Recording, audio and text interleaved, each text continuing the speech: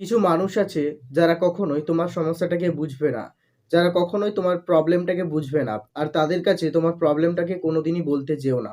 তারা তাদের নিজেদের প্রয়োজনে তোমার সেই প্রবলেমগুলোকে বেশি গুরুত্ব দেবে না। তারা যেন তেন প্রকারে চায় যে তুমি তাদের কাজটা করে দাও। যদি তুমি তাদের কাজটা করে দাও তাহলে তারা তোমাকে ভালো বলবে। আর যদি তুমি সেখানে না করে দাও তাহলে তুমি তাদের চোখে অনেকটা খারাপ হয়ে যাবে। যেখানে আপনার ব্যক্তি স্বার্থ ক্ষুণ্ণ হচ্ছে, যাকে সাহায্য করলে আপনার নিজের বিপদ হচ্ছে, সেখানে সাহায্য না করাই ভালো। টাকা পারে না এমন কিছু কাজ নেই। টাকা যেমন একটা মানুষের প্রাণকে বাঁচাতে পারে, ঠিক তেমনি মানুষ এই টাকাকে বিভিন্ন খারাপ কাজে ব্যবহার করছে।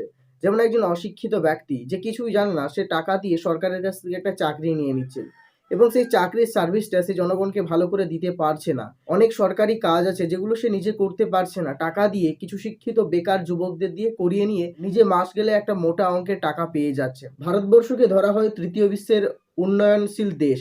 উন্নয়নশীল দেশ হতে পারবো যদি আমাদের এখানে ঘুষ খাওয়াটা বন্ধ হয়। আমার চারপাশে লক্ষ্য করলেই দেখতে পাচ্ছি যে এমন অনেক সংস্কারমূলক কাজ করা হয়েছে যেগুলো বেশিদিন দীর্ঘস্থায়ী হয়নি। আমি এমন একটা সংস্কারমূলক কাজ দেখেছি যে প্রকল্পটার কাজ শেষ হওয়ার কিছুদিন পর দেখছি প্রকল্পটা আস্তে আস্তে নষ্ট হয়ে যাচ্ছে। আসলে সরকারের শীর্ষে যে বসে আছে সে প্রত্যেকটা প্রকল্পের জন্য সঠিক পরিমাণ অর্থই বরাদ্দ করে, কিন্তু তার মাঝখানে এমন কিছু লোক আছে যারা সেই অর্থটাকে প্রকল্পের কাজে ব্যবহার না করে কিছু অর্থ তাদের নিজেদের পকেটে রেখে দেয়, যার ফলে ওই প্রকল্পটার কাজ সঠিকভাবে হয় না। এই জন্য প্রকল্পটা দীর্ঘস্থায়ী হয় না। সরকারের পুরো বিষয়টাকে খতিয়ে দেখা দরকার। আজকের দিনে মানুষ শুধু নিজেদের ব্যক্তি স্বার্থের কথাই চিন্তা করে। জনগণের কথা, দেশের দশের কথা কেউ ভাবে না।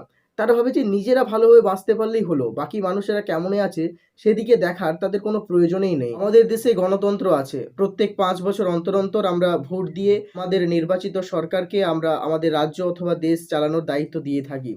কিন্তু আপনি কি জানেন আমাদের দেশে স্কুল, কলেজ, বিশ্ববিদ্যালয় সব কিছুই আছে, তা সত্ত্বেও এত শিক্ষিত বেকার যুবক রাস্তায় কেন বসে আছে?